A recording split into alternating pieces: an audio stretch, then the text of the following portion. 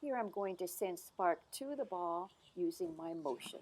Notice how close the ball and Spark are to the jump.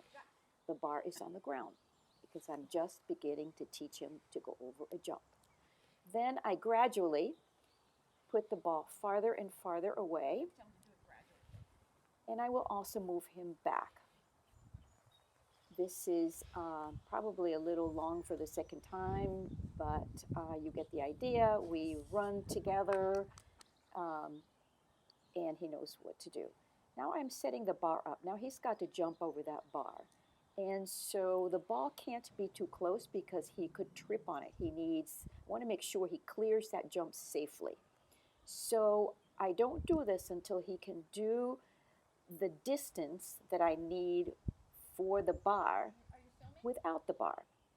So he's been successful, and I'm going to send him with a come to hand and to the stationary ball.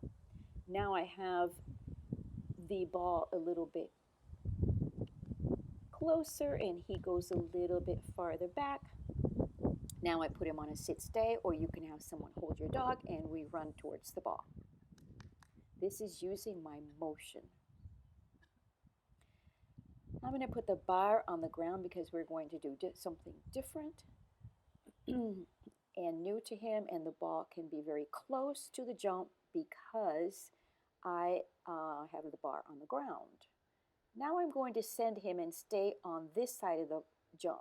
There, dog hand, dog foot, and I don't use my motion. So this is trained. So you need a food dish or a bowl of, or the ball.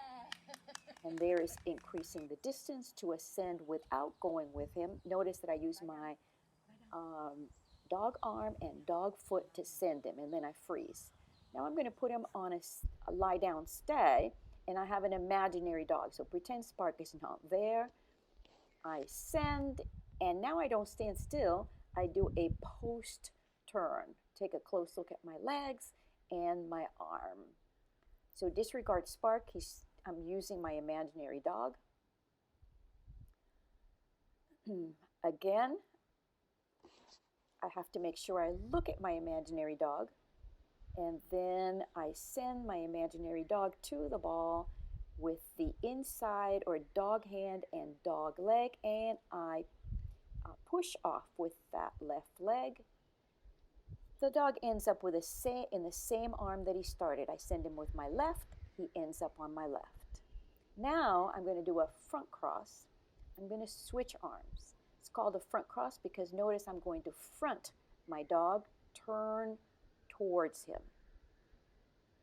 Go send with the right hand and front the dog. So my dog is on my right and he would end up on my left.